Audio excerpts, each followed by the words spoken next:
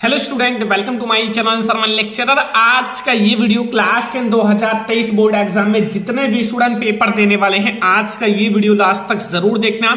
16 फरवरी को आप लोगों का हिंदी का पेपर है और अगर आपने इस वीडियो को लास्ट तक देख लिया तो आपका पूरा हिंदी खत्म हो जाएगा। यह है एक मैराथन वीडियो, क्योंकि इस वीडियो में मैं आप लोगों को हिंदी का हर एक टॉपिक पढ़ाने वाला हूं। ठीक है, इस वीडियो को देखने के बाद आपका 70 नंबर बिल्कुल पक्का हो जाएगा। 70 में 70 लाने से आपको कोई नहीं रोक सकता, क्योंकि इस वीडियो को बनाने के लिए बहुत ज्यादा मेहनत किया गया है और वो क्वेश्चन सेलेक्ट किए गए हैं जो सबसे ज्यादा इंपॉर्टेंट है। अंतिम मौका है, इसके बाद आप लोगों को हिंदी नहीं पढ़ाया जाएगा। ठीक है, इस वीडियो में सारी हिंदी आप लोगों को खत्म कर दी जाएगी। तो वीडियो को लाइक कर देना, शेयर कर देना, अगर चैनल पर ना तो सब्सक्राइब भी कर लेना। सबसे पहले हम लोग जितने भी महत्वपूर्ण बहुविकल्पीय प्रश्न हैं उनको देखेंगे। ठीक है, पहला बहुविकल्पीय प्रश्न है कि कलम का सिपाही के लेखक हैं। जो कलम का सिपाही है उसके लेखक कौन है?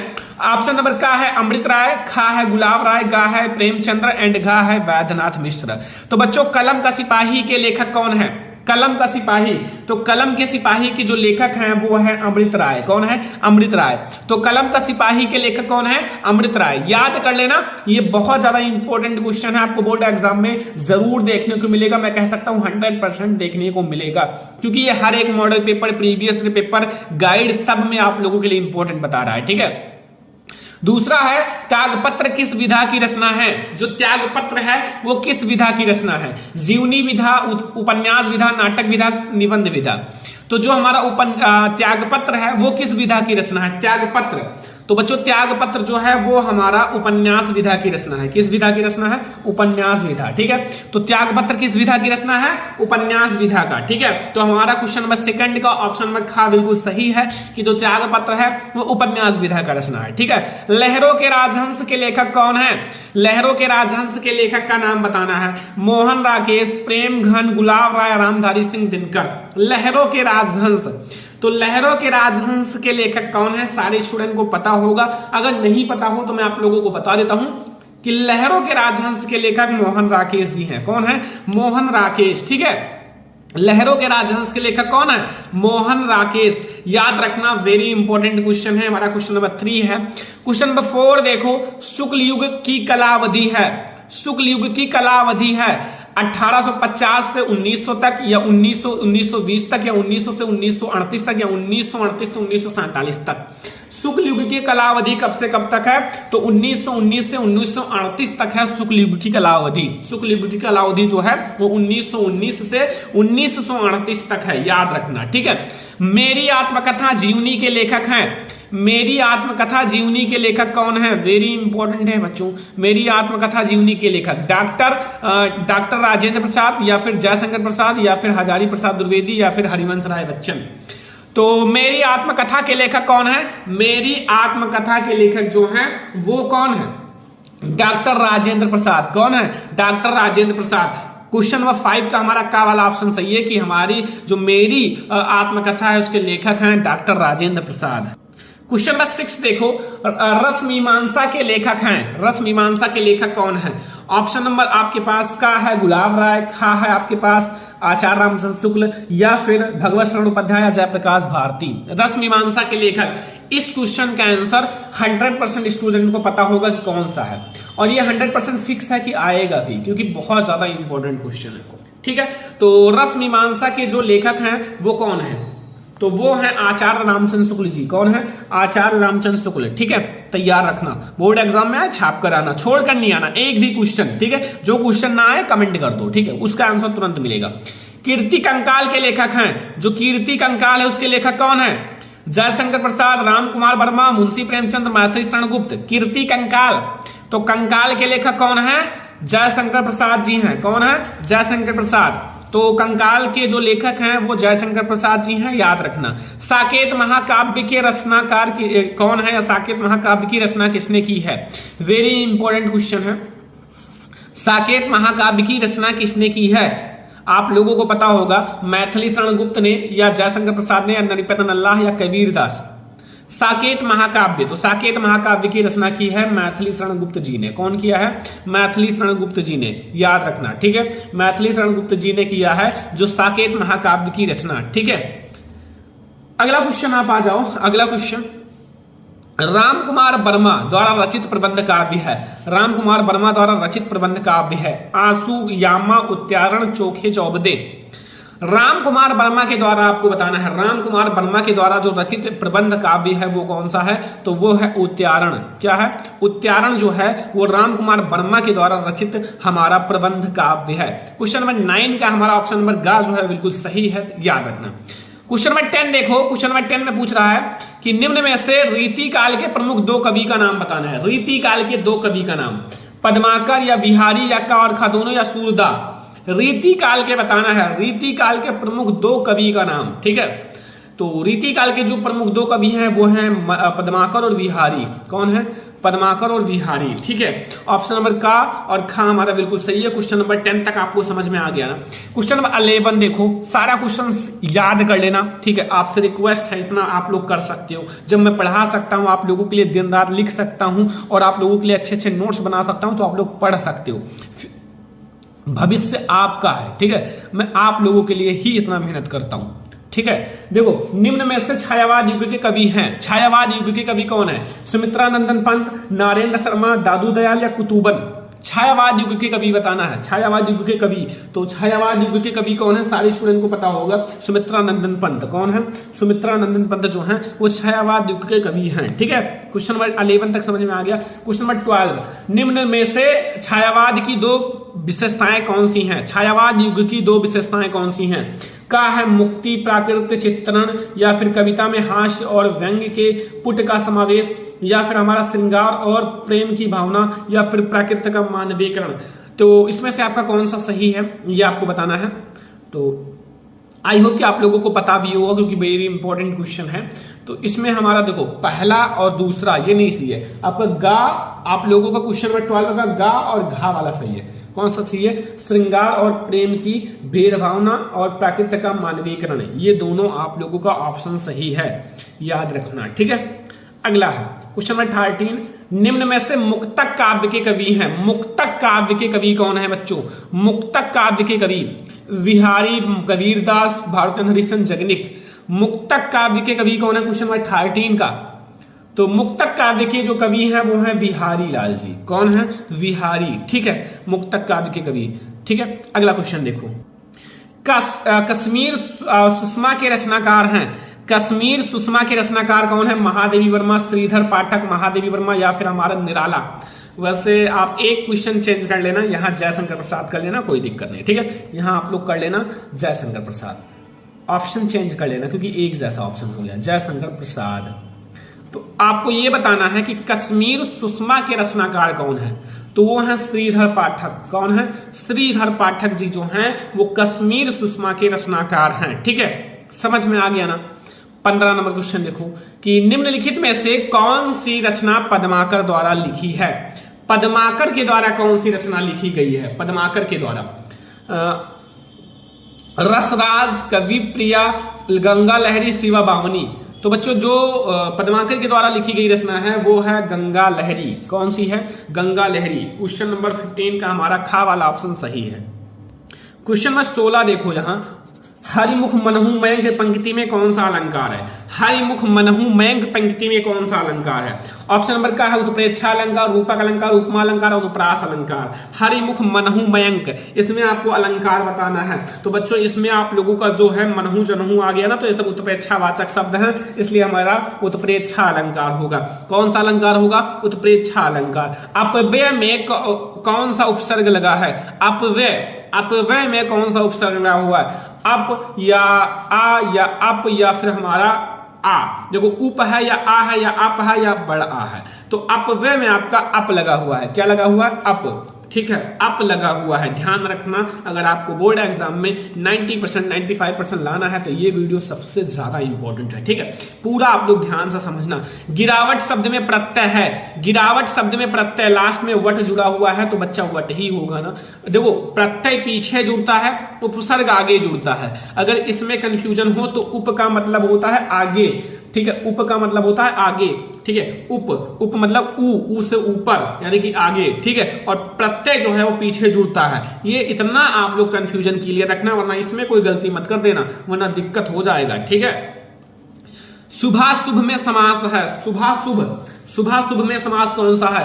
तत्पुरुष समास, द्विगु समास, द्वंद्व समास, कर्मधारय समास। तो बच्चों आपके सिलेबस में ही दो ही समास है, ये तो है नहीं, ये भी नहीं, ये दोनों। अब है कौन सा? द्विगु या द्वंद्व, क्योंकि दो ही समास आपके सिलेबस में है, तो ये हमारा द्वंद्व समास है। कौन सा है? द्वंद्व समास। ठीक है, अगला देखो, हसानी रूप है हस धातु का।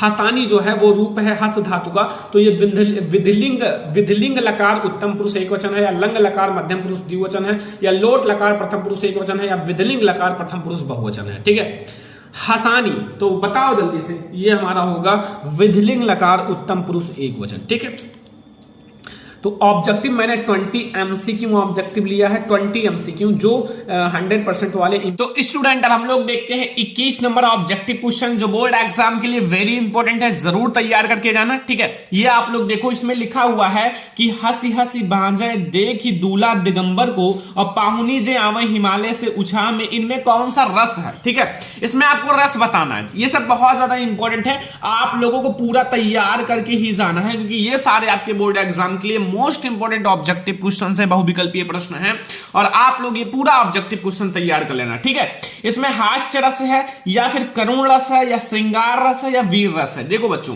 इसमें हंसना आया है ना, हंसी हंसी मतलब होता है हंसना, तो अगर हंसना शब्द आए तो आप लोग समझ जाना ये आपका हास्य रस है, क्योंकि हास्य रस का स्थायी भाव ही होता है हंसना। ठीक है, हास्य।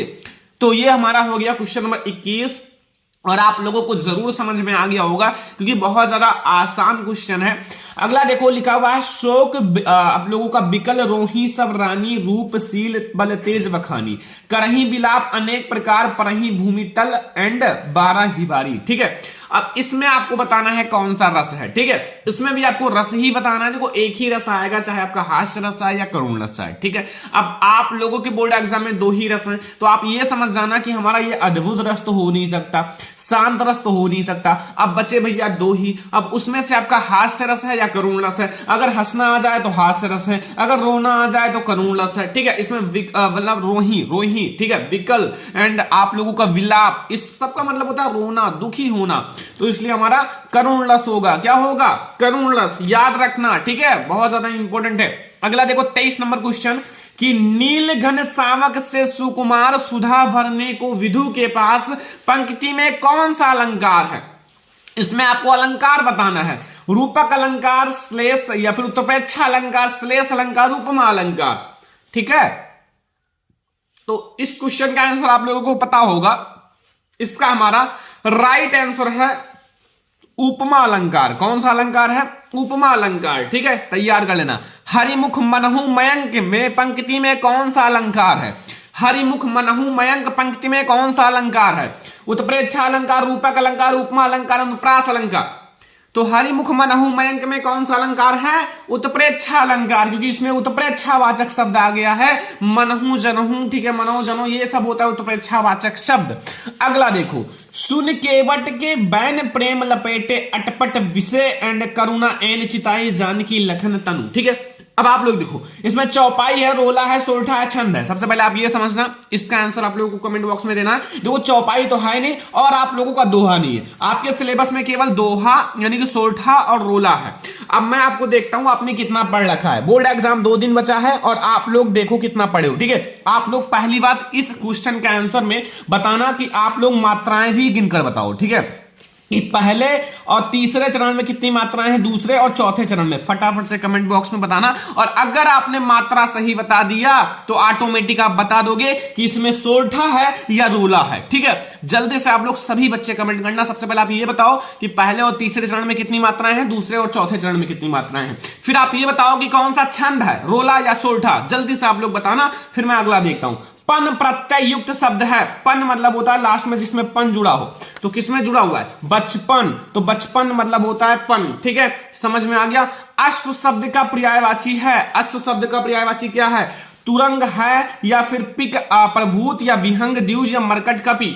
तो इसका होगा तुरंग एंड है। ठीक है, अब ये मैंने आपको 27 ऑब्जेक्टिव क्वेश्चंस बता दिया। ठीक है, आप लोग ऐसा रिवीजन करते रहो, अभी आप लोगों के लिए और भी ऑब्जेक्टिव आएगा। देखो अभी आप लोगों के लिए 100 का एमसीक्यू ऑब्जेक्टिव का सीरीज आने वाला एक ही वीडियो में, वो आप लोगों को और भी जल्दी मिलने वाला है। ठीक है, अभी आप लोग ये पढ़ते रहो, जितना मैं आपको पढ़ा रहा हूं इसमें सारे इंपॉर्टेंट क्वेश्चन दिए गए हैं जो आप लोग पढ़ के बोर्ड एग्जाम में बहुत अच्छे मार्क्स ला सकते हो। तो ये आप लोगों को ऑब्जेक्टिव क्वेश्चन समझ में आ गया ना। अब हम लोग देखेंगे वो क्वेश्चंस जो आपके बोर्ड एग्जाम में ज्यादा मार्क्स के आते हैं। ठीक है, तो चलो हम लोग देखते हैं मोस्ट इंपोर्टेंट क्वेश्चंस। बहुत ही इंपॉर्टेंट गद्यांश है जो कि आप लोगों के बोर्ड एग्जाम में 6 मार्क्स का आएगा। कितने नंबर का? 6 नंबर का। ठीक है, इसमें लिखा हुआ है कि भिन्न भिन्न धर्मों को मानने वाले भी, ठीक है, जो सारी दुनिया के सभी देशों में बसे हुए हैं, पूरी दुनिया के सभी देशों में बसे हुए हैं, यहां भी थोड़ी बहुत सी संख्या में पाई जाती है। ठीक है, जो भारत है, भारत में भी यहां भी थोड़ी बहुत संख्या में पाए जाते हैं। और जिस तरह, ठीक है, जिस तरह यहां की बोलियां, जो बोलियां है ना, मतलब लैंग्वेज, बोलियों की गिनती आसान नहीं है, बोलियों की गिनती यहां आसान नहीं है। ठीक है, हर जगह अलग अलग टाइप का बोला जाता है, कहीं हिंदी बोला जाता है, कहीं आपका उर्दू बोला जाता है, कहीं फारसी, कहीं मराठी, कहीं गुजराती, ऐसे कई टाइप से बोलियां हैं। ठीक है, उसी तरह से यहां भिन्न भिन्न धर्मों के संप्रदाय को भी गिनती करना आसान नहीं। उसी प्रकार से यहां जो भिन्न भिन्न प्रकार के धर्म है उनकी गिनती करना भी आसान नहीं। ठीक है, अब देखो यहां से अंडरलाइन है, अंडरलाइन वाला बहुत ध्यान से पढ़ना। ठीक है, इसकी व्याख्या भी करनी पड़ती है। इन विभिन्नताओं को देखकर अगर अपरिचित आदमी, जो अपरिचित है, ठीक है, जो अपरिचित है, घबरा कर कह उठेगा कि यह एक देश नहीं है, यह एक देश नहीं है बल्कि अनेक देशों का समूह है। यह एक देश नहीं है बल्कि अनेक देशों का समूह है। और यह एक जाति नहीं है बल्कि अनेक जातियों का समूह है। तो इसमें आश्चर्य की बात नहीं है, अगर ऐसा कोई कह दे तो इसमें कोई आश्चर्य की बात नहीं है, क्योंकि ऊपर से देखने वाले को जो गहराई में नहीं जाता विभिन्नता ही देखने को आएगी। ठीक है, अब बोर्ड एग्जाम में इससे रिलेटेड तीन क्वेश्चन आएंगे। पहला, प्रस्तुत गद्यांश लिखना है, गद्यांश का संदर्भ 2 नंबर का, फिर आप लोगों को रेखांकित अंश की व्याख्या 2 नंबर का, और फिर आप लोगों को प्रस्तुत गद्यांश में लेखक का क्या कहना है ये भी 2 नंबर का। मतलब कुल मिला के 6 मार्क्स का आपका गद्यांश आएगा। तो अब ये बताओ कि ये किस चैप्टर से लिया गया है, इसके लेखक कौन है? सारे बच्चों को पता होगा, अगर नहीं पता है तो भाई अभी आप लोगों को पता चल जाएगा। ये हमारा बहुत ज्यादा इंपॉर्टेंट गद्यांश है। ठीक है, तो इसमें आप लोग देखो, ये हमारा जो है बच्चों भारतीय संस्कृति चैप्टर से लिया गया। किस चैप्टर से? अभी मैं आप लोगों को जब बताऊंगा, भारतीय संस्कृति चैप्टर से। ठीक है, तो सारे बच्चे याद रखना, ये हमारा भारतीय संस्कृति चैप्टर से। अब आप लोगों को संदर्भ कैसे लिखना है बच्चों? संदर्भ लिखने के लिए सबसे पहले आप लोगों को क्या करना है? संदर्भ हेडिंग डालना है। ठीक है, सबसे पहले आप लोग अच्छे से यहां संदर्भ हेडिंग डाल दो। ठीक है, मैंने ऑलरेडी बता दिया कि बोर्ड एग्जाम में कॉपी कैसे लिखना है। ठीक है, उसकी वीडियो ऑलरेडी आ चुकी है चैनल पर, आप लोग देख सकते हो। तो ये हमारा भारतीय संस्कृति चैप्टर से, इसके लेखक डॉक्टर राजेंद्र प्रसाद हैं। तो सबसे पहले आपको लिखना है, जो ऊपर गद्यांश दिया हुआ है, प्रस्तुत जो गद्यांश है हमारा, प्रस्तुत गद्यांश हमारी पाठ्य पुस्तक, हमारी पाठ्य पुस्तक, ठीक है, ध्यान से समझना, पाठ्य पुस्तक। अब ये हमारा हिंदी है ना, तो हिंदी को बच्चों यहां ब्लैक से लिखना है। ठीक है, हिंदी ऐसे इन्वर्टेड कॉमा लगा के हिंदी, ठीक है, ऐसे लिखना है, ध्यान से समझो, हिंदी। ठीक है, ये हिंदी हो गया। के गद्य खंड,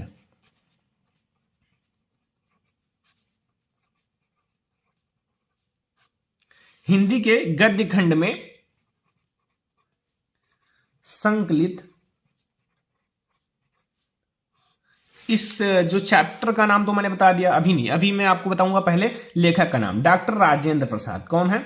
डॉक्टर राजेंद्र प्रसाद, जो कि आप लोगों के पहले राष्ट्रपति थे। ठीक है, डॉक्टर राजेंद्र प्रसाद। तो ये डॉक्टर राजेंद्र प्रसाद इसके लेखक हैं। ठीक है, तो गद्य खंड में संकलित डॉक्टर राजेंद्र प्रसाद द्वारा लिखित। और इस चैप्टर का क्या नाम है बच्चों? मैंने बता दिया है, क्या नाम है? भारतीय संस्कृति। तो अब आप लोग लिख दो, लिखित भारतीय संस्कृति पाठ से लिया गया है। बस हो गया संदर्भ, 2 नंबर आपका बिल्कुल फिक्स हो गया। कोई दिक्कत है? कोई भी दिक्कत नहीं होगा। ठीक है, भारतीय संस्कृति ऐसे कॉमा बंद कर देना, पाठ से लिया गया है, बस हो गया।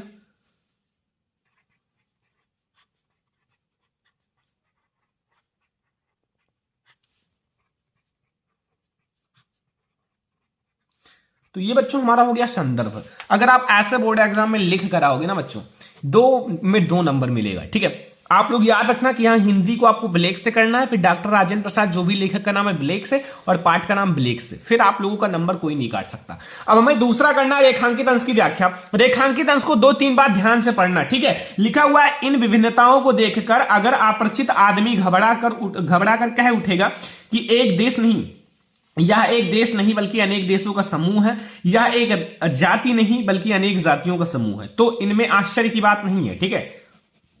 क्योंकि ऊपर से देखने वाले को जो गहराई में नहीं जाता, विभिन्नता ही देखने को आएगी, विभिन्नता ही उनको नजर आएगी, ठीक है। तो ये हमारा हो गया। अब मैं आप लोगों को बताता हूं कि आप लोगों को रेखांकित अंश की व्याख्या कैसे करना है, ठीक है। रेखांकित अंश की व्याख्या के लिए सबसे पहले आप लोग लिख लेना है हर रेखांकित अंश की व्याख्या, ठीक है। रेखांकित अंश की व्याख्या आप लोग लिख देना। फिर देखो, लेखक डॉक्टर राजेंद्र प्रसाद, जो डॉक्टर राजेंद्र प्रसाद लेखक हैं, का कहना है कि भारत भूमि की विभिन्नताओं को देखकर, जो भारत भूमि की विभिन्नताएं हैं इनको देखकर, ठीक है, भारत भूमि की विभिन्नताओं को देखकर दूसरे देशों के वासी, जो दूसरे देशों के वासी हैं अथवा ऐसे व्यक्ति जो यहां से मौलिक स्वरूप से अज्ञात हों, मतलब जो यहां से अज्ञात हों, इसके बारे में नहीं जानते हो, ठीक है, अज्ञात हों और कह बैठते हैं, क्या कह बैठते हैं, कह बैठते हैं कि भारत एक देश नहीं है बल्कि अपितु अनेक देशों का समूह है, यह एक देश नहीं बल्कि अनेक देशों का समूह है, यहां के निवासी एक भी किसी एक जाति के नहीं है, विभिन्न भिन्न भिन्न जाति के हैं। दूसरे देशवासियों की इस प्रकार की बातों में आश्चर्य करने के योग कुछ भी नहीं है। अगर आश्चर्य की बात कहें तो इसमें कुछ भी आश्चर्य की बात नहीं है, क्योंकि वे इस देश को ऊपर ऊपर से अर्थात सतही दृष्टि से देखते हैं, मतलब ऊपर ऊपर से देखते हैं, ठीक है। तो उनको वही दिखाई देगा जो ऊपर से देखा जाता है, ठीक है। और ऊपर ऊपर से देखते हैं अर्थात सतही दृष्टि से देखते हैं, निश्चित ही ऐसे लोगों को विभिन्नता अर्थात अनेकता ही नजर आएगी। ऐसे लोग जो ऊपर ऊपर से देखते हैं उनको विभिन्नता या फिर क्या, अनेकता ही नजर आएगी, ठीक है। तो ये हमारा हो गया आपका रेखांकित अंश की व्याख्या। रेखांकित अंश की व्याख्या इतना करना था। अब इसमें आप लोगों से पूछ रहा है बच्चों क्वेश्चन कौन सा, कि प्रस्तुत गद्यांश में या गद्यावतरण में लेखक का क्या कहना चाहता है, लेखक क्या कहना चाहता है। तो बच्चों यहां देखो लेखक क्या कहना चाहता है वो मैं आप लोगों को बता दूं। सा वाला क्वेश्चन, प्रस्तुत गद्यावतरण में लेखक भारत भूमि की विभिन्नता का बहुत ही सार्थक, ठीक है, बहुत ही सार्थक और धनात्मक रूप से वर्णन किया। एक बार सार्थक लिखना, ठीक है, सार्थक और धनात्मक रूप से वर्णन किया है। इससे लेखक की अपने देश और उसकी संस्कृति के प्रेम की भावना झलकती है, ठीक है। अपने देश की संस्कृति, अपने देश की प्रति, ठीक है, कुछ कहना चाहते हैं वो चीज बताया है, ठीक है। बस इतना अगर आप लोग गद्यांश में लिख कर आओगे तो सबसे पहले आपको संदर्भ लिखना है जो मैंने बताया है, फिर आप लोगों को रेखांकित अंश की व्याख्या करना है, फिर एक क्वेश्चन का उसका आंसर देना है, फुल मार्क्स आपको मिलेगा, एक भी नंबर नहीं कटेगा, ठीक है। तो ये हमारा हो गया गद्यांश। अभी हम लोग बहुत सारे क्वेश्चंस देखेंगे। ये आपके जो बुक है, बुक का सबसे इंपॉर्टेंट पद्यांश है, ध्यान रखना, सबसे ज्यादा इंपॉर्टेंट पद्यांश है जो हर साल बोर्ड एग्जाम में आया हुआ है, ठीक है। हर साल ये बोर्ड एग्जाम में आया हुआ है ये पद्यांश जो मैं आप लोगों को बता रहा हूं। तो आई होप कि आप लोग इसको ध्यान से देखोगे, ठीक है। इसमें क्या कह रहा है कि यहां ध्यान से, सबसे पहले ध्यान से पढ़ना पड़ेगा व्याख्या करने के लिए। शून्य सुंदर बैन सुधारक साने सयानी है जानकी जानी भली, तिरछे करी नयन दह सेन तिन्ह समुझाई कछु मुस्काएं चली, तुलसी ते अवसर सोहे सब अवलोकत लोचन लाह अली, अनुराग तराग में भानु उदय बिगसी बंधु मंजुल कंजकली, ठीक है। बस इतना सा आपको, इसको सबसे पहले आपको एक क्वेश्चन है जो कि आप लोगों को प्रस्तुत पद्यांश का संदर्भ प्रसंग व्याख्या लिखना है 2 नंबर का, ठीक है। फिर आप लोगों से पूछ रहा है बच्चों कि सीता का संकेत पूर्ण उत्तर किस भावना के अनुरूप है, 2 नंबर। और फिर आप लोगों का अनुराग तराग का क्या अर्थ है, अनुराग तराग का क्या अर्थ है, इसको भी आप लोगों को बताना है, ठीक है। तो अब इस क्वेश्चन को आप लोग ध्यान से समझना, बहुत ज्यादा इंपॉर्टेंट है। तो हम लोग सबसे पहले देखेंगे संदर्भ प्रसंग व्याख्या, इन चीज को। तो ये मैंने अच्छे से लिख रखा है, आप लोग ध्यान से समझो। आपके पास समय कम है तो जितनी चीजें मैं आपको बता रहा हूं, ठीक है, बहुत ही कम समय में बहुत सारे इंपॉर्टेंट क्वेश्चन बता रहा हूं ताकि आप लोगों का बहुत ही कम समय में पूरी तैयारी हो सके। सारे सब्जेक्ट को लेकर चलना है, सारे सब्जेक्ट की तैयारी करना है, तो आप लोगों को अच्छे से रिविजन होना चाहिए, ठीक है। तो देखो संदर्भ के लिए सबसे पहले ये किस चैप्टर से लिया गया है, इसके लेखक कौन है, सारे बच्चों को पता होगा। ये हमारा धनुष भंग वन पथ पर, या फिर आप लोग वन पथ पर शीर्षक से कह सकते हो, वन पथ पर शीर्षक से। और इसके जो लेखक हैं वो है तुलसीदास जी, ठीक है, कवि तुलसीदास जी हैं। तो लिखना है प्रस्तुत पद्यांश जो है हमारा गोस्वामी तुलसीदास द्वारा रचित, ठीक है। इसके जो रचयिता है गोस्वामी तुलसीदास जी हैं। कवितावली से, ठीक है, इनके कवितावली एक बहुत ही प्रसिद्ध रचना है, से हमारी पाठ्य पुस्तक हिंदी के काव्य खंड में संकलित वन पथ पर, ठीक है, वन पथ पर शीर्षक से लिया गया है, ठीक है। तो बस इतना सा आपको समझना है, वन पथ पर हमारा शीर्षक है, ठीक है, वन पथ पर शीर्षक है। और ये हमारे जो इसके रचयिता हैं या फिर कवि हैं वो हमारे गोस्वामी तुलसीदास जी हैं। बस इतना सा समझना है, कुछ भी नहीं है। अगर आप इन दो चीज को समझते हो, लिखने का तरीका अगर एक बार आप समझ लोगे तो फिर उसी तरीके से आप लेखक, कवि सभी का जीवन परिचय लिख सकते हो। ठीक है, तो ये हमारा हो गया बच्चों संदर्भ। अब प्रसंग में क्या लिखना है, देखो प्रसंग में इन पंक्तियों में ग्राम वधुओं के प्रश्न का उत्तर देती हुई सीता जी अपने हाव भाव से ही राम के विषय में सब कुछ बता देती हैं। मुंह से बोलने की जरूरत नहीं पड़ती है सीता जी को, और ग्राम की वधुएं जो हैं वो राम के बारे में पूछती हैं, आखिर ये सांवले एंड मतलब इतने अच्छे आपके कौन है। तो सीता जी को अपने मुंह से बोलने की कोई भी जरूरत नहीं है, वो संकेत से ही, ठीक है, समझा देती हैं कि ये हमारे पति हैं। ठीक है, तो इतना आपको समझ में आ गया। तो प्रसंग में बस इतना से समझना है कि प्रसंग में आपको छोटा सा चीज लिख देना, उसका एक छोटा सा भाग बस हो गया। ठीक है, देखो शॉर्टकट में समझा करो सारी चीजें। अब इसकी व्याख्या करने के लिए 2 बार ध्यान से पढ़ना पड़ता है, क्योंकि व्याख्या करने के लिए उसके बारे में थोड़ा सा समझना जरूरी रहता है। ठीक है, तो इसमें कह रहा है, सुनि सुंदर बैन सुधारक साने सयानी है जानकी जानी भली, तिरछे करी नैन दय सेन तिन्हे समुझाए कछु मुस्काए चली, और तुलसी दही अवसर सोहे सब अवलोकत लोचन लाहो अली, अनुराग तराग में भावन उदय बिगसी मंद मंजुल कंजकली। ठीक है, बस इतना सा आपको सबसे पहले देखो। अब व्याख्या करने के लिए ध्यान से समझना। बस देखो व्याख्या में ग्राम वधुओं ने राम के विषय में सीता जी से पूछा। ठीक है, जो ग्राम की वधुएं हैं, जब सीता जी वनवास से जा रहे थे मतलब रास्ते से, तो फिर ग्राम की वधुएं मिलती थी, तो वो पूछा, ठीक है, सीता जी से पूछा क्या कि ये सांवले और सुंदर रूप वाले तुम्हारे क्या लगते हैं। ठीक है, ये तुम्हारे क्या लगते हैं। ग्राम वधुओं ने अमृत मधुर वचनों को सुनकर चतुर सीता जी उनके मनोभाव को समझ गई। मतलब ग्राम वधुओं की इस मधुर वचन, मीठी वचन को सुनकर जो सीता जी हैं वो समझ गई आखिर ये हमसे क्या पूछना चाहती हैं। ठीक है, तो सीता जी ने उनके प्रश्न का उत्तर अपनी मुस्कुराहट तथा संकेत भरी दृष्टि से दे दिया। मतलब अपनी मुस्कुराहट, अपनी स्माइल एंड अपनी संकेत से उनके प्रश्नों का उत्तर दे दिया, और उन्हें मुख से कुछ बोलने की आवश्यकता नहीं पड़ी। सीता जी को मुख से कुछ भी बोलने की आवश्यकता नहीं पड़ी, और ग्राम की वधुएं जो हैं वो सब समझ गई कि आखिर कौन है। ठीक है, अभी आपको पता चलेगा। उन्होंने स्त्रोजित लज्जा के कारण, जैसे सीता जी लज्जा के कारण, स्त्रोजित लज्जा के कारण वे मतलब केवल संकेत से ही, ठीक है, केवल संकेत से ही राम के विषय में यह समझा दिया कि ये मेरे पति हैं। ठीक है, तो केवल संकेत से ही सीता जी पूरी ग्राम वधुओं को समझा दिया कि ये हमारे पति हैं। ठीक है, और समझ गई सारी ग्राम वधुएं, जो ग्राम की स्त्रियां हैं। तो तुलसीदास जी कहते हैं कि सीता जी के संकेत को समझकर सभी स्त्रियां राम के सौंदर्य को एकटक देखती हुई क्या कहती हैं, अपने नेत्रों को लाभ प्रदान करती हैं, अपने नेत्रों को सौभाग्य प्रदान करती हैं कि आज हमने भगवान श्री राम का दर्शन कर लिया। ठीक है, क्योंकि बहुत ही बड़ी बात है, और ऐसे ही हुआ। और उस समय ऐसा प्रतीत हो रहा था मानो प्रेम की सरोवर में राम रूपी सूर्य का उदय हो गया हो।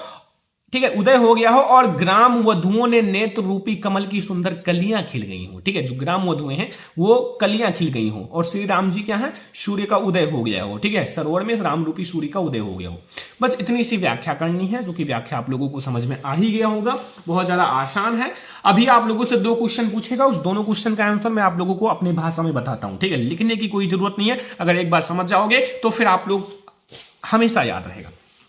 सीता जी का संकेत पूर्ण उत्तर किस भावना के अनुरूप है। ठीक है, तो बच्चों ये बहुत ज्यादा इंपॉर्टेंट क्वेश्चन है कि इसमें क्या पूछ रहा है कि सीता जी का संकेत पूर्ण उत्तर किस भावना के अनुरूप है। ठीक है, तो अगर मैं आप लोगों को लिखकर समझाऊं या वैसे भी समझ जाओगे। देखो सीता जी का संकेत पूर्ण उत्तर जो है, जैसे सीता जी ने संकेत पूर्ण उत्तर क्यों दिया, ध्यान से समझो। देखो वैसे वो बोल सकती थी, ठीक है, बोल सकती थी, लेकिन एक होता है ना, मतलब देखो स्त्रियां जैसे शर्माती हैं तो फिर वो स्त्री हैं। ठीक है, उसी प्रकार से सीता जी का संकेतपूर्ण उत्तर भारतीय नारी की मर्यादा तथा लब्ध नेत्र निर्वारण की भावना के अनुरूप है। ठीक है, मतलब मर्यादा, जैसे स्त्री की ज्यादा बोलना नहीं चाहिए। ठीक है, तो स्त्री जो है अपनी मर्यादा में रहे, तो इसीलिए सीता जी ने अपनी मर्यादा तथा लब्ध नेत्र के निवारण से भावना के अनुरूप है। ठीक है, ये है पहले का क्वेश्चन। फिर यहां अनुराग तराग का क्या अर्थ है। अनुराग तराग का मतलब मैं यहां लिख देता हूं, प्रेम रूपी सरोवर है। क्या है, प्रेम रूपी सरोवर। प्रेम रूपी सरोवर, ठीक है। अनुराग तराग का मतलब है प्रेम रूपी सरोवर, ठीक है, समझ में आ गया ना। तो ये है गद्यांश। और पद्यांश जो वेरी इंपॉर्टेंट है, बोर्ड एग्जाम में हमेशा आता है, वही मैं आप लोगों को बता रहा हूं। आपका बोर्ड एग्जाम नजदीक है मुझे पता है, तो इसलिए मैं आप लोगों को वो गद्यांश पद्यांश वो इंपॉर्टेंट क्वेश्चन बताता हूं जो बोर्ड एग्जाम में 100% आएगा, ठीक है। तो ये आप लोग तैयार कर लेना। अभी हम लोग और भी चीजें देखेंगे जो आपके बोर्ड एग्जाम के लिए इंपॉर्टेंट है। तो बच्चों अब हमारा आता है संस्कृत का सबसे इंपॉर्टेंट गद्यांश पद्यांश। अभी हम लोग संस्कृत के भी इंपॉर्टेंट गद्यांश पद्यांश देखेंगे, क्योंकि 5 मार्क्स का गद्यांश और 5 ही मार्क्स का पद्यांश आता है। कुल मिला के 10 मार्क्स के आपके संस्कृत के भी गद्यांश पद्यांश आते हैं, ठीक है। तो सबसे पहले देखो, इसमें संस्कृत का हम लोग बहुत ज्यादा इंपॉर्टेंट लिया वाराणसी चैप्टर से। तो वाराणसी सुविख्याता प्राचीन नगरी एवं विमल सलिल तराज्ञ गंगा कूले स्थिता अस्या घटना नाम चंद्रग्याम बहुराजते आगरता पर्यटका दूरभ्यम एंड देशवन नित्यम अत्र आयंती अस्या घटना नाम चा शोभम विलोके इम बहु प्रसन्नति, ठीक है। ये सबसे पहले आप लोग ध्यान से पढ़ लेना। जब ध्यान से पढ़ लोगे ना तो इसकी व्याख्या ऑटोमेटिक आपके माइंड में आ जाएगी, अगर एक बार भी पूरे साल में पढ़ा होगा, ठीक है। तो क्योंकि बिना पढ़े कुछ नहीं होगा। संदर्भ, प्रस्तुत गद्यांश हमारी पाठ्य पुस्तक हिंदी के संस्कृत खंड में वाराणसी पाठ से लिया गया। बच्चों इसमें कोई लेखक कोई कवि नहीं होता, पाठ का नाम लिख देना और संस्कृत खंड लिख देना, बस आपका हो गया, ठीक है। संदर्भ, तो प्रस्तुत गद्यांश जो है हमारी पाठ्य पुस्तक हिंदी के, ये आपका हिंदी का ही एक भाग है, हिंदी संस्कृत का है ना, तो हिंदी के संस्कृत खंड के वाराणसी पाठ से लिया गया है। बस प्रसंग देखो, इस गद्यांश में वाराणसी की ऐतिहासिकता तथा अवस्थिति के विषय में बताया गया। मैं आप लोगों की एक बात बता दूं कि आपका जो वाराणसी चैप्टर है उसमें यही गद्यांश का संदर्भ पूरे चैप्टर में लिखना है, मतलब पूरे आपको वाराणसी के हर एक पंक्ति में लिखना है। और एक और खुशी की बात है कि हर एक पंक्ति में आपको ये प्रसंग भी लिखना है, क्योंकि ये यही देखो वाराणसी की ऐतिहासिकता ही पूरे पाठ में बताया गया। तो कोई भी पंक्ति आ जाए संदर्भ यही लिखना है, प्रसंग यही लिखना है, ठीक है। व्याख्या केवल चेंज करना है, ठीक है। तो व्याख्या यानी कि अनुवाद देखो, वाराणसी बहुत ही प्रसिद्ध नगरी है, प्राचीन नगरी है। वाराणसी सुविख्याता प्राचीना नगरी, मतलब है वाराणसी बहुत ही प्राचीन प्रसिद्ध नगरी है, ठीक है। यह स्वच्छ जल की तरंगों से युक्त गंगा के किनारे स्थित है। इसके घाटों की घुमावदार पंक्ति श्वेत चांदनी में बहुत ही सुंदर लगती हैं। असंख्य यात्री भ्रमण करने के लिए दूर देशों से प्रतिदिन यहां आते हैं और इसके घाटों की शोभा देखकर बहुत ही प्रशंसा करते हैं। बस इतना सा आपको व्याख्या करना है, कुछ है कुछ भी नहीं है ना। अगर पढ़ते हो ना तो ये सब कुछ भी नहीं है यार। अगर आप एक एक मार्क्स के लिए आपको जब कंपटीशन में जाओगे मोटी मोटी बुक को पढ़ना पड़ता है, एक एक 2-2 10-10 नंबर के लिए। और ये सब तो आपका 2-2 लाइन एक एक पेज का है, एक एक पेज 2-2 पेज आपका 10-10 नंबर पक्का करा रहा है। तो इससे अच्छा क्या है, अभी आप लोग पढ़ लो, बोर्ड एग्जाम नजदीक है, ठीक है। तो ये हमारा बहुत ज्यादा इंपॉर्टेंट संस्कृत गद्यांश है जो आप लोगों को पढ़ के ही जाना है, ठीक है। बहुत ही जल्दी मैं आप लोगों को पूरा सॉल्यूशन करा रहा हूं जल्दी से, ताकि आप लोग कम समय में ज्यादा से ज्यादा तैयारी कर सको, क्योंकि अब आपके पास समय कम है, हर एक सब्जेक्ट को अच्छे से पढ़ाना है। अगला देखो, हमारा बहुत ज्यादा इंपॉर्टेंट पद्यांश अब आ चुका है। हम लोग पद्यांश कई सारे देखेंगे। पहला, बंधनम मरणम उपजयो अपराजया उभयत्र समो वीरा है वीर भावे ही वीरता, ठीक है। अब आप लोगों को इसका संदर्भ प्रसंग व्याख्या लिखना है। 5 मार्क्स का आपका आएगा बच्चों, बहुत ज्यादा आसान होता है, बस मैं जो बता रहा हूं वो याद रखना। यही आप लोग श्लोक भी याद कर सकते हो, श्लोक भी बोर्ड एग्जाम में आता है, यही श्लोक भी याद कर लेना, ठीक है। ध्यान से समझो, प्रस्तुत श्लोक या फिर प्रस्तुत श्लोक हमारी पाठ्य पुस्तक हिंदी के संस्कृत खंड के वीरा वीरण पूज्यते, कौन से चैप्टर से है, वीरा वीरण पूज्यते पाठ से लिया गया या अवतरित है, ठीक है। प्रसंग देख लो कि इसमें सिकंदर और पुरुराज के संवादों के द्वारा वीरता की परिभाषा किया गया, ठीक है। जो सिकंदर हैं और पुरुराज हैं, मतलब के संवादों की द्वारा वीरता को परिभाषित किया गया। अनुवाद समझ लो, बंधन को अथवा मरण हो, बंधन हो अथवा मरण हो, बंधन का मतलब होता है जुड़ना, मरण का मतलब होता है मरण होना, मृत्यु होना, ठीक है। जीत हो या हार हो, मतलब जीत हो या फिर हार हो, दोनों ही अवस्थाओं में वीर समान रहता है और वीर भावे ही वीरता, मतलब जो वीर होता है उसका चाहे बंधन हो चाहे मरण हो चाहे जीत हो या हार हो वो डगमगाएगा नहीं, दोनों जगह सामान ही रहेगा, ठीक है। वीर वीर ही रहेगा, चाहे उसका मरण हो या बंधन हो, चाहे जीत हो या हार हो, कोई इफेक्ट नहीं पड़ता उसके ऊपर, ठीक है। ये ध्यान रखना। बस क्या है कि वो दोनों ही अवस्थाओं में वीर के समान रहेगा और वीर भावे ही वीरता, जो वीर होता है वो वीरता के भाव के बराबर, ठीक है। बस ये हमारा पहला मोस्ट इंपोर्टेंट है। दूसरा इससे भी ज्यादा इंपॉर्टेंट है, जो हर साल बोर्ड एग्जाम में आता ही आता है, वो मैं आप लोगों को बता देता हूं, जो हर साल बोर्ड एग्जाम में लगभग आता है, ठीक है। तो सबसे पहले समझो, दूसरा लिखा हुआ है कि सर्वे भवन्तु सुखिनः सर्वे सन्तु निरामया सर्वे भद्राणि पश्यन्तु मा कश्चित् दुर्भाग्यः भवेत्। ठीक है, इसका संदर्भ देखो। प्रस्तुत श्लोक हमारी पाठ्य पुस्तक हिंदी के संस्कृत खंड के भारतीय संस्कृति चैप्टर से, किस चैप्टर से? भारतीय संस्कृति चैप्टर से। याद रखना, भारतीय संस्कृति चैप्टर से लिया गया, पाठ से लिया गया है। ठीक है, प्रसंग देख लो।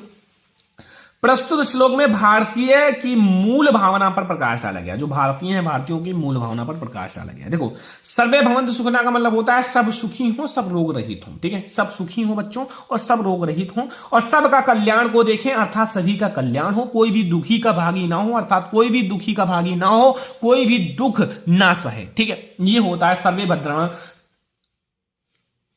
सर्वे भवन्तु सुखिनः सर्वे सन्तु निरामया सर्वे भद्राणि पश्यन्तु मा कश्चित् दुर्भाग्यः भवेत् का पूरा अर्थ यही है, जो बोर्ड एग्जाम के लिए वेरी इंपॉर्टेंट है। ठीक है, तो ये दो आप लोग पद्यांश तैयार कर लेना संस्कृत का, और हाँ यही श्लोक भी तैयार कर लेना, दोनों यही श्लोक तैयार कर लेना। ठीक है, पहला और दूसरा ये दोनों श्लोक भी तैयार कर लेना। आप लोगों का श्लोक भी कंप्लीट हो जाएगा और आप लोगों का संस्कृत का पद्यांश भी कंप्लीट हो जाएगा। ठीक है, अब देखो ये सबसे ज्यादा इंपॉर्टेंट है, ये आपका 4 मार्क्स कर दिया गया बच्चों। आप लोगों को संस्कृत में आंसर देना है। ठीक है, पहला निम्नलिखित संस्कृत का उत्तर आंसर आपको संस्कृत में देना है।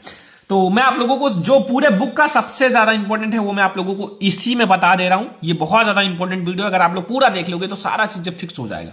देखो, पहला कुत्र मरणम मंगलम भवति, तो वाराणसी मरणम मंगलम भवति। ठीक है, पहला इंपॉर्टेंट है। दूसरा, वाराणसी नगरी कुत्र स्थिता अस्ति, वाराणसी नगरी कहां स्थित है? तो वाराणसी नगरी गंगा कूले स्थिता अस्ति, वाराणसी नगरी जो गंगा के तट पर स्थित है। वीरा केन पूज्यते, वीरा वीरण पूज्यते। बच्चों ये जो मैं आपको बता रहा हूं जितना, ये सारे इंपॉर्टेंट ही हैं, वही मैं आप लोगों को पूरे बुक से बता रहा हूं। ठीक है, मॉडल पेपर, प्रीवियस पेपर, आपकी बहुत सारी गाइड, बहुत सारी बुक से ये सब लिया गया।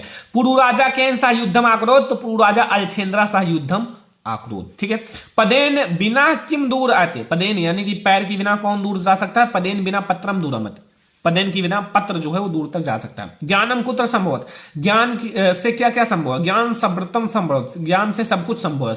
ठीक है, चंद्रशेखरा का आसित, चंद्रशेखरा प्रसिद्ध क्रांतिकारी देशभक्ता आसित, जो चंद्रशेखर हैं एक प्रसिद्ध क्रांतिकारी हैं और देशभक्त हैं। ठीक है, याद रखना। भारतीय संस्कृति मूलम किम अस्ति, तो विश्व स्रष्टा ईश्वर एक एवं इति भारतीय संस्कृति मूलम अस्ति। ठीक है, विश्व स्रष्टा ईश्वर एक एवं अस्ति, जो विश्व की रचना किसने की, सृष्टि किसने की है? ईश्वर है जो एक है। ठीक है, बस इतना सा आपको समझना था। बहुत ज्यादा इंपॉर्टेंट ये वीडियो है। आई होप कि आप लोगों को बहुत ज्यादा पसंद आया होगा। इस वीडियो में मैंने बहुत सारे गद्यांश पद्यांश, हिंदी संस्कृत गद्यांश पद्यांश सब कुछ मैंने आपको बता दिया। ये आज का हमारा 100% वाला वीडियो था, और ऐसे ही और भी वीडियो लाया जाएगा, मैराथन वीडियो भी लाया जाएगा। आज का ये वीडियो जितने बच्चों को पसंद आया हो लाइक करना यार, शेयर भी कर देना, अगर चैनल पर सब्सक्राइब कर लेना, अगर सारे सब्जेक्ट की क्लास 10 की तैयारी करना है। हम लोग मिलेंगे नेक्स्ट इंपॉर्टेंट वीडियो में, तब तक के लिए धन्यवाद।